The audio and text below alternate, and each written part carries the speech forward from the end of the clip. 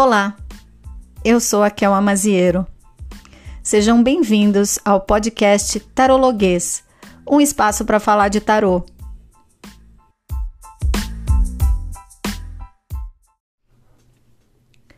Olá, gente querida!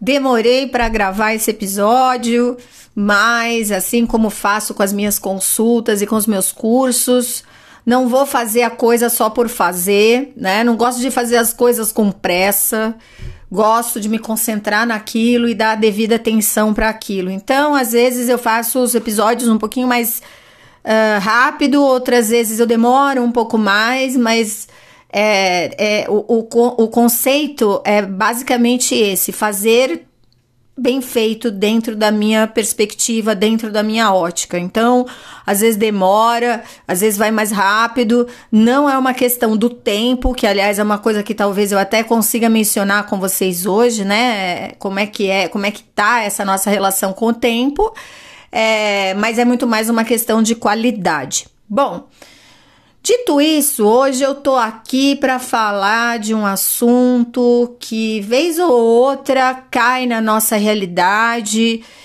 e a intenção não é criar polêmica nem confrontar ninguém. Ao contrário, a intenção é a gente poder falar disso com um pouco de seriedade, debater e refletir de maneira adulta essa questão. A bendita ou maldita história de que o tarô é pseudociência.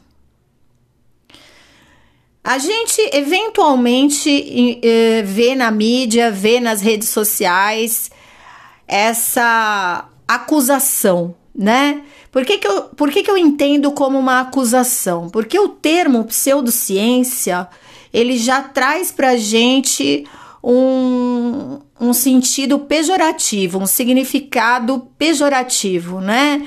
Pseudo é aquilo que se pretende, né? É uma pretensão em certa medida. Então, pseudociência seria aquilo que não é ciência, mas finge que é. E nesse sentido, a gente precisa entender esse assunto e, como eu falei, debater e refletir de uma maneira um pouquinho mais cautelosa e espero, né, apesar do curto tempo que a gente tem aqui, mas que a gente tente dar uma aprofundada nisso para sair da rinha. Eu tô sempre falando nessa rinha, né? A gente tem muitas rinhas no nosso meio do tarô.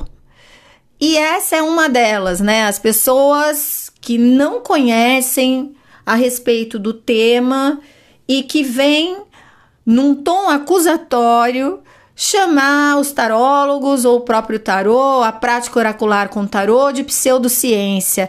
E é natural, não sei se o termo certo é natural, mas vamos colocar aqui, é normal que a gente eventualmente se ofenda, né? Porque, como eu falei, o termo pseudociência já traz consigo um tom bastante pejorativo, que dá a impressão que a pessoa está chamando a gente não para um debate, mas para um confronto.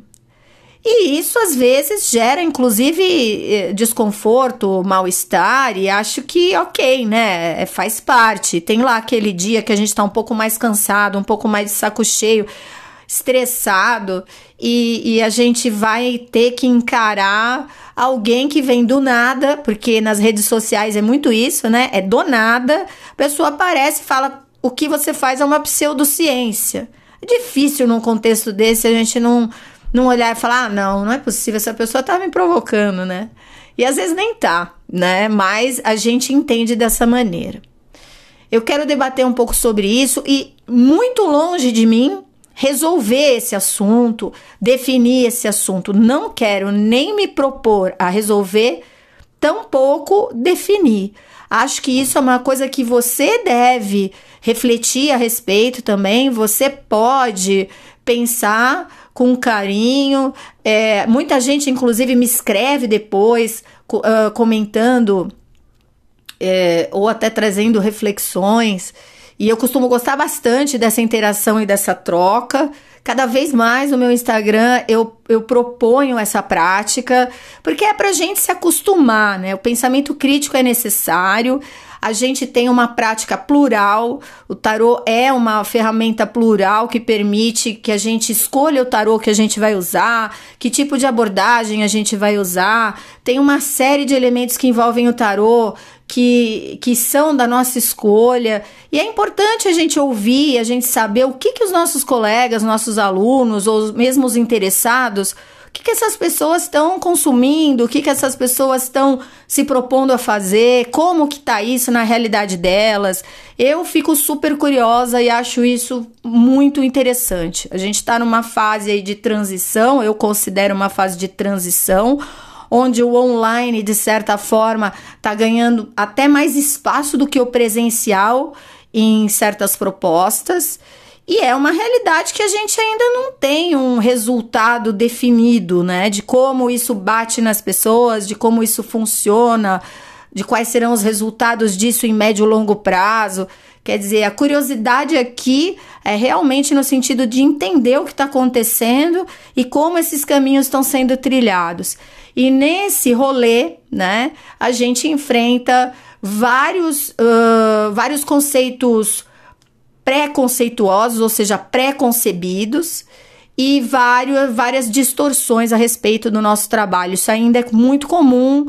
Já falei sobre isso também no meu Instagram, já falei aqui o quanto às vezes essa imagem do adivinho do futuro, do vidente, daquela pessoa que sabe tudo a respeito do mundo e das pessoas a partir do trabalho oracular, e esse entendimento de que a prática oracular tem a ver com religião, tem a ver com dom, tem a ver com vidência, o quanto isso distorce a nossa imagem diante do público, e o quanto a mídia segue reforçando, porque isso dá ibope, isso dá público, e a gente dificilmente consegue realmente conversar a respeito disso com um pouco mais de seriedade, sem ter que cair na discussão. E a questão da pseudociência é uma dessas questões, né? Como eu falei, parece até uma acusação, né? Quando a pessoa chega e fala, isso que você faz é uma pseudociência. Demora pra gente, né, respirar fundo e falar, puxa vida, por que esse tom ofensivo? Por que esse tom acusatório? E o que isso, na verdade, representa, né? Porque enquanto a gente não entende isso, a gente vai, às vezes, para a posição de se defender de algo que nem procede. O que eu quero conversar com vocês aqui é justamente sobre isso. O quanto a acusação de pseudociência, ela procede. Porque eu acredito que a gente precise pensar no fato de que o tarô não é ciência. Se ele não é ciência, não tem porquê ser acusado de pseudociência, porque ele não se pretende uma ciência. O tarô não oferece esse bônus, né? Olha, venha fazer uma consulta oracular e de quebra ter um experimento científico ou uma experiência científica, ou venha fazer uma consulta com o tarô e cientificamente comprovar o seu futuro. A gente não se pretende uma ciência, então o termo já de cara, pseudociência, ele não faz o menor sentido, porque a gente não se pretende cientista, a gente não se pretende uma ciência.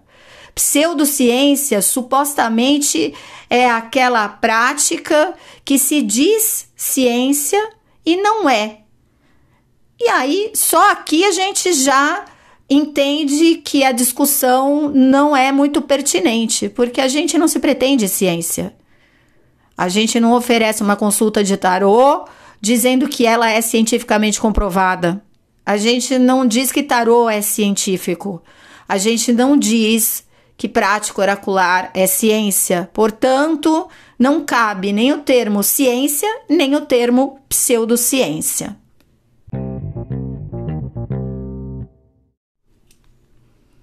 Muito bem. A intenção desse primeiro bloco foi já explicar que a gente não cabe muito nesse quadradinho, né? O de pseudociência, porque a gente não se apresenta como cientista e a gente também não apresenta a prática oracular como sendo uma prática científica. Acho que isso é fundamental, né? Porque senão o debate nem prossegue. Entendendo isso, aí a gente vai para essa mais recente questão que foi trazida. Saiu na Folha de São Paulo, saiu em outros jornais, de um livro que foi escrito sobre as pseudociências. E nesse livro, eu não vou ficar dando muito ibope nem para o livro, nem para os autores aqui, porque eu acho que não é o caso. A minha intenção é muito mais trazer essa conversa para o podcast e falar um pouco sobre isso de uma maneira minimamente adulta, né? Sem apontar dedos e coisas do gênero. Mas nesse livro, que é a mais recente polêmica, que de vez em quando vai e vem sobre pseudociência, os autores afirmam que astrologia, acupuntura, homeopatia e psicanálise, por exemplo, são pseudociências e tentam comprovar nesse livro a sua teoria, né? Lembrando que nenhum deles é homeopata, nem astrólogo, nem acupunturista e nem psicanalista. Então a gente já parte do entendimento de que falar sobre determinadas áreas sem estar nelas ou sem praticá-las carrega consigo uma grande chance de dar ruim. Dar ruim por quê? Porque eu estou falando de algo que eu não conheço a fundo.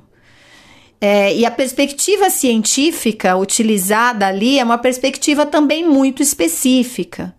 E aí, de novo, a gente precisa conhecer um pouquinho do ambiente científico e da pesquisa científica para compreender qual foi o recorte utilizado ali para se defender determinada tese.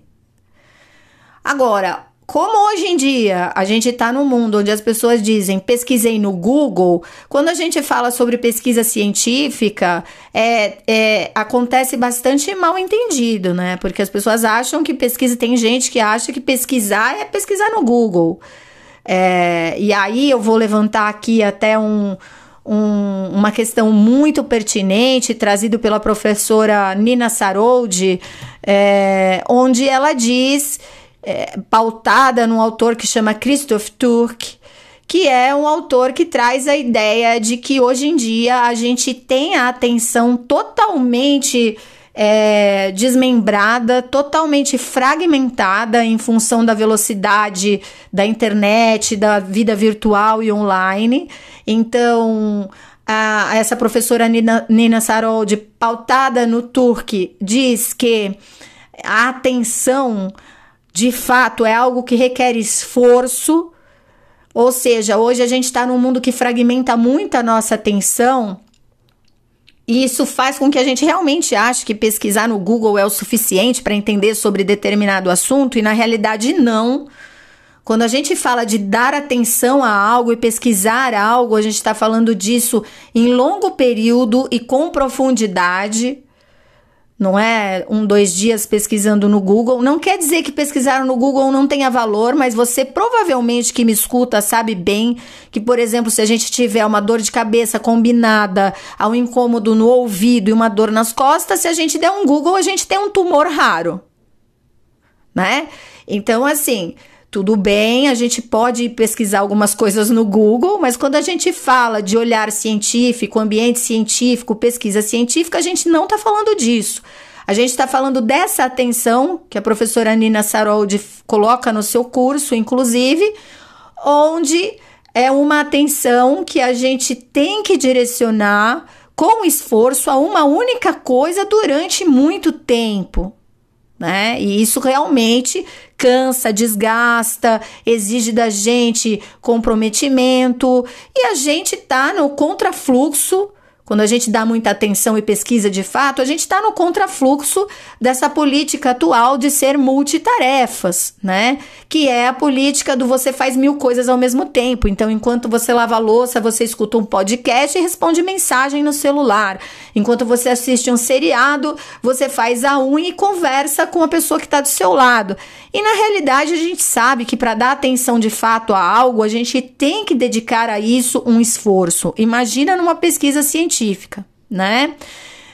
Tô trazendo esses fragmentos para que você entenda onde eu quero chegar e de onde eu parto, inclusive, né? Então, a professora Nina Saroldi, usando esse professor Christoph Turk, traz esses conceitos, que é o do fato de que hoje a gente confunde muito as coisas, a gente confunde muitos conceitos, porque a gente está dando atenção para muita coisa ao mesmo tempo, a gente não tem mais tempo de se dedicar a algo profundamente e a gente cultua o ser multitarefas, né? Ela traz esse pensamento num curso muito interessante que se chama Excitados, Desatentos e Cansados. É um curso que eu fiz e gostei bastante e entendo que é um chamado à conscientização, né? Quer dizer, o quanto a gente hoje acha que, de fato, eu usando esses conceitos no tema de hoje, o quanto a gente, de fato, acha que pesquisar no Google é o suficiente, pesquisar por 10, 15 minutos enquanto a gente faz a unha, enquanto a gente conversa com alguém, enquanto a gente lava a louça. Isso é absolutamente impensável e realmente cria um mundo paralelo onde a gente fica achando que sabe de algo, mas a gente talvez não tenha se aprofundado o suficiente nesse algo. Então, quando a gente vai falar de pesquisa científica, de olhar científico, a gente acredita que seja algo feito profundamente, com critério suficiente e carinho suficiente, certo? Porém, como eu estava dizendo, mesmo essas pessoas que são do ambiente científico estão olhando para a questão da pseudociência a partir de um recorte específico. E a gente tem que entender que recorte é esse. Não adianta ter pressa, a gente de fato tem que entender para a gente poder elaborar isso e debater de maneira adulta, senão fica só aquela rinha que eu mencionei no primeiro bloco.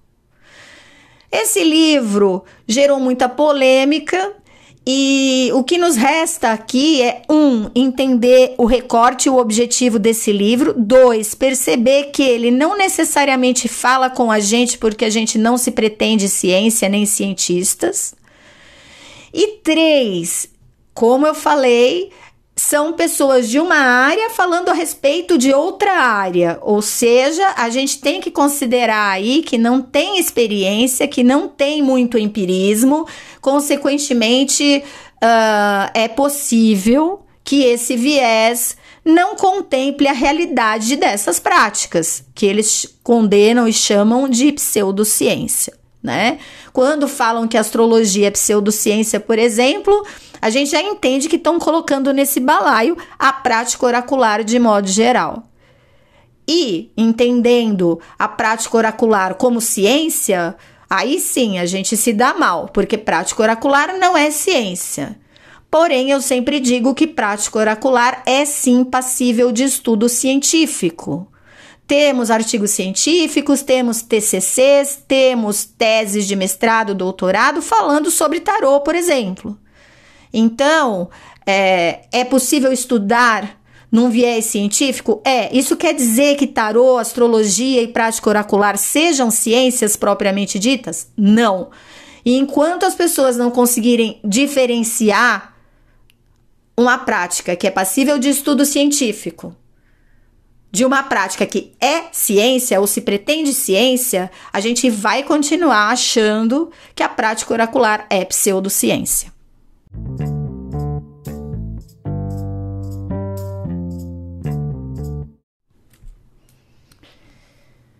Bom, partindo daí, né, dessas questões, dessas inquietações até que eu trago para vocês aqui nesse episódio, eu assisti um vídeo do Christian Dunker falando sobre essa questão da pseudociência, porque os psicanalistas lidam com essa questão há muito tempo, né? E é uma coisa que eu acho interessante, porque eu não sou psicanalista, mas estudo com alguns psicanalistas, sou analisanda, ou seja, sou paciente da psicanálise há mais de 5 anos, estudei alguns autores da psicanálise e sigo algumas pessoas e estudo com algumas pessoas que são psicanalistas. Então, tenho uma experiência ali mínima com o assunto e sei que é um tema muito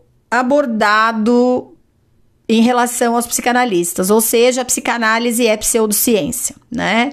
Eles trazem essa afirmação que eu falei lá no começo, mas parece uma acusação e uma ofensa do que qualquer outra coisa, mesmo que não seja essa a intenção.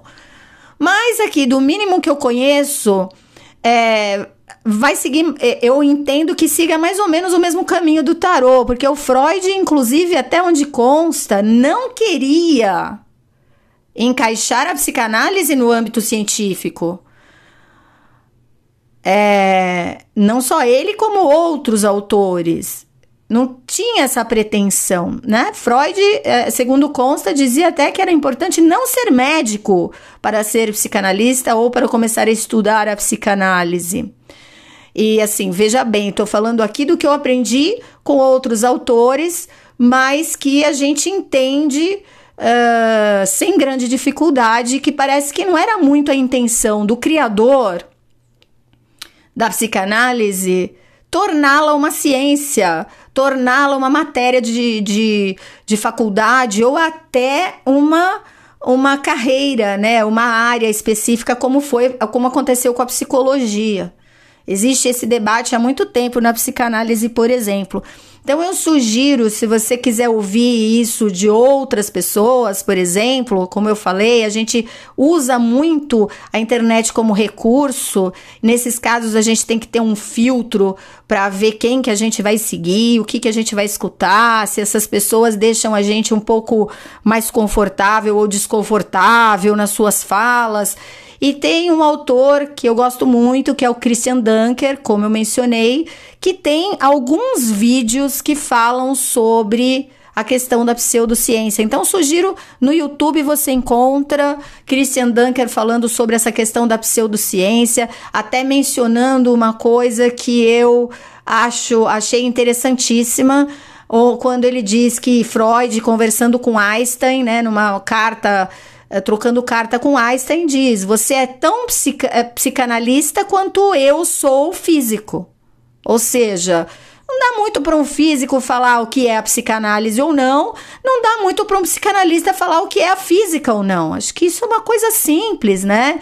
E que, no caso, por exemplo, das práticas oraculares, tem muita gente falando que prática oracular não é ciência, é pseudociência, isso ou aquilo, mas assim, o quanto essa pessoa tem de experiência e vivência na área e conhece a respeito para realmente poder dizer de que área ela está falando. E aí a gente volta para a maravilhosa Djamila Ribeiro, quando fala do lugar de fala, que muita gente ainda não entendeu, e que eu já mencionei também em episódios anteriores, quando a Djamila fala que lugar de fala não é o que você fala, mas é de onde você fala. Então, se você fala da matemática, olhando para mim como oraculista, você está falando do seu lugar de matemático, não do seu lugar de oraculista. Veja, não significa que invalida a sua fala, mas significa que você está falando de um lugar muito específico. Então, eu mesma já tive os meus tempos de discussão na internet. Hoje eu pago para não entrar nessas discussões, mas já tive esse tipo de discussão na internet, quando um youtuber famoso da época ficou bravinho comigo, porque eu falei que ele não sabia o que ele estava falando. Ele fez um vídeo caricaturizando os astrólogos, como se astrólogos fossem iogues ou budistas, e eu olhei e falei: nossa, como é que você faz um vídeo onde você caricaturiza a figura, quer dizer, você não conhece o assunto do qual você está falando. E ele ficou magoadinho, ele e os amigos dele ainda me xingaram e escreveram lá, né? Eles se juntam em bando normalmente, aí escreveram: e quem você pensa que você é, por acaso? Você fez pós-graduação em tarô? E eu respondi: fiz. Por quê?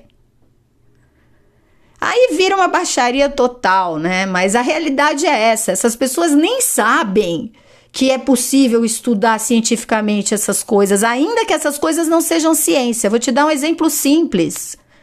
Religião não é ciência, certo? E tem uma faculdade de ciências da religião. E aí as pessoas que não entendem do assunto falam: como assim ciências da religião? Religião não é ciência. Então, a gente estuda em ciências da religião, porque eu tenho pós-graduação nisso e tenho colegas que se formaram nisso, que se graduaram nisso. Na área das ciências da religião, a gente estuda a psicologia da religião, a sociologia da religião, a filosofia da religião, a pedagogia da religião, as ciências da religião. Ciências que estudam a religião. Religião não é ciência, por exemplo, mas é passível de estudo científico. E as pessoas que estudam ou que se dedicam à religião não estão preocupadas em tornar a religião uma ciência. Nós, quando estudamos as ciências da religião, não estamos preocupados com isso. Nós estamos pesquisando e observando os fenômenos que envolvem a religiosidade e as religiões das pessoas, independente de ser uma ou outra religião.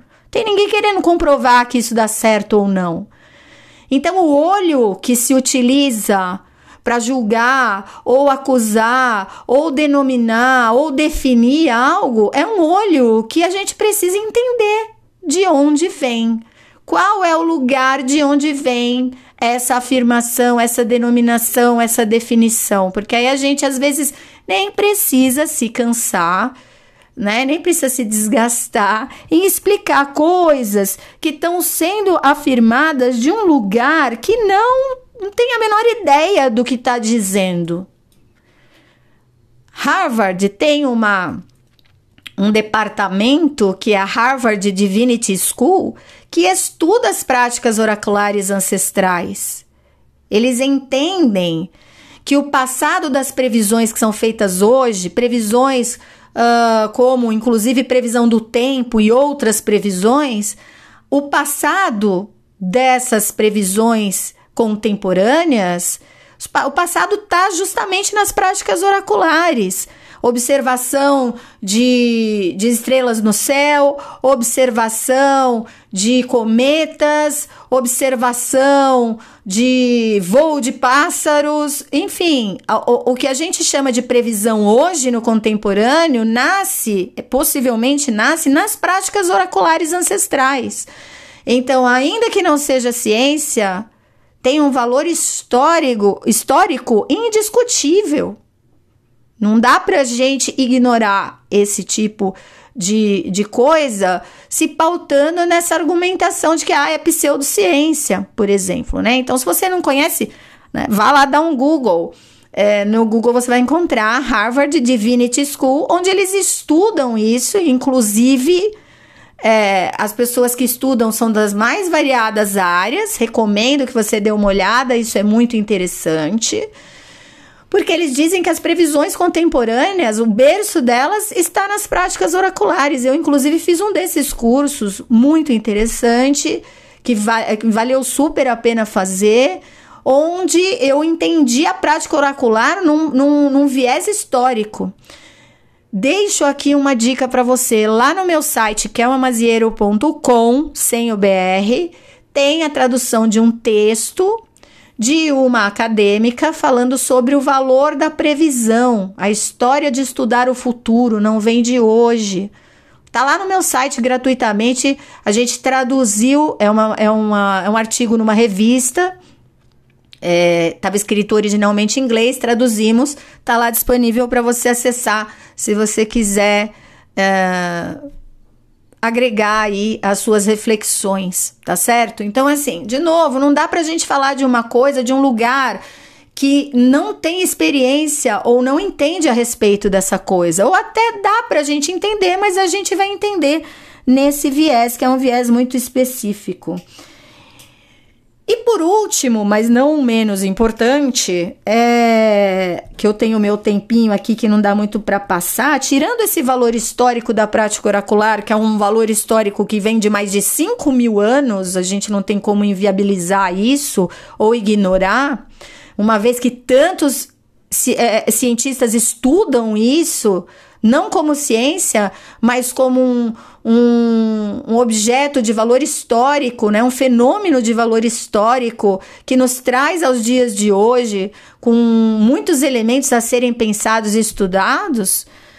A gente tem que entender também que tem aí um movimento muito forte de pessoas que acham que afirmar que são contra a pseudociência torna essas pessoas mais cientistas. Então, eu tenho uma filha de 15 anos, né? Para quem não sabe, eu já vi minha filha aqui assistindo os vídeos de YouTube, onde alguns youtubers falam com toda a propriedade do mundo que são contra a pseudociência.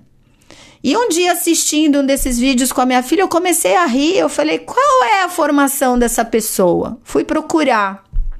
A formação dela é zero. Ela é uma influencer, ela é uma youtuber que fala o que ela pensa e é isso. As pessoas seguem e pagam, os patrocinadores pagam para ela falar o que ela pensa. Essa pessoa que é paga para dar opinião e que ganha dinheiro dando opinião, por exemplo, nada contra, né? A revista Caras fazia isso também, a revista Manchete fazia isso também, a Contigo também. Enfim, não tem nada contra isso, porém, essa pessoa que é paga para dar opinião fala que é contra a pseudociência com o ar de que genuinamente ela se torna um ser humano melhor porque ela é contra a pseudociência, ou seja, ela afirmar publicamente que é contra a pseudociência torna imediatamente uma cientista. E não, minha gente. E não. Muitas vezes a gente não percebe essa estratégia comunicacional em muitos discursos que a gente vê por aí, que às vezes o fato da pessoa dizer que é contra alguma coisa não torna essa pessoa um ser humano melhor. É só a opinião dela. Lembrando que pseudociência não me contempla, ou seja, também não está falando de mim. Mas se estivesse falando de mim, o que aconteceu num vídeo de um outro youtuber, que também vi minha filha assistindo e fui ver, e esse youtuber falava que isso é charlatanice, é um estudo canastrão, ele afirmou isso, essa pessoa que dá 1 milhão de opiniões também, sem a menor base, sem a menor fundamentação, enfim, essa pessoa fala isso porque ela sente que nessa fala ela tem mais autoridade. Então, se um oraculista é um canastrão, isso faz de mim um expert no que eu digo. E não, meu bem, não faz.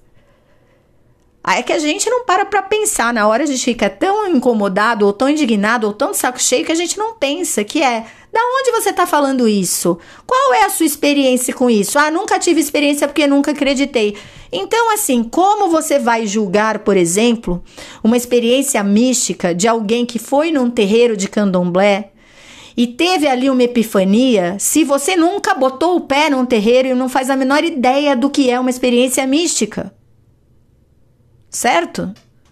E também não tem interesse em estudar ou ler as pessoas que estudaram isso a fundo. E aí a gente volta para Nina Saroldi, que eu citei anteriormente, né? O quanto a nossa atenção tá tão fragmentada que eu não tenho nem paciência de estudar direitinho e profundamente os assuntos que me deixam intrigada. 2, 3 Googles já resolvem a minha vida. Nesse mundo, nessa velocidade insana que a gente vive. E aí a pessoa vira uma pesquisadora autorizada do Google. E aí afirma que não acredita em XYZ, como se aquilo fosse, por exemplo, uma crença, né? Eu não acredito em tarô. Não precisa acreditar em tarô. Tarô existe, meu bem. Tem um monte de tipos, milhares de tarôs produzidos por aí. Se acreditando nele ou não, ele tá aí, né? Então, minha gente, para fechar, que eu já passei do meu tempo aqui, deixo com vocês essa reflexão, mais essa minha fala, dentre tantas outras que eu já fiz a respeito desse assunto, mas que nos leva a tentar ver essas acusações, essas denominações, essas falas pejorativas das pessoas como algo que diz muito mais sobre elas do que sobre nós. Isso diz muito mais da insegurança da pessoa, que não sabe do que fala e me ofende como uma forma de se sentir mais autoridade a respeito de um assunto que ela não domina, fala muito mais sobre ela do que sobre mim. E a gente não deve se sentir incomodado com isso, porque tarô não é pseudociência, tarô não é ciência, ainda que a gente possa estudá-lo cientificamente, gostem essas pessoas ou não, certo? Gente, muito obrigada de terem me ouvido até aqui, eu espero de alguma maneira ter contribuído. Tem esses episódios que vão mais longe mesmo, porque o assunto é muito cheio de detalhes. Espero ter deixado algumas referências aí para vocês, para quem quiser refletir mais a fundo. E seguimos aí nesse processo de desmistificação e conscientização, que nos torna pessoas minimamente mais abertas ao novo e ao diferente, à pluralidade, e que, de preferência, não enquadra ninguém em quadradinho nenhum, porque somos mais do que isso, somos todos seres humanos, somos diferentes uns dos outros, como diria Frankl, únicos e irrepetíveis, e que, portanto, tarjas e etiquetas não nos representam. Um abraço para vocês e até a próxima. Tchau, tchau.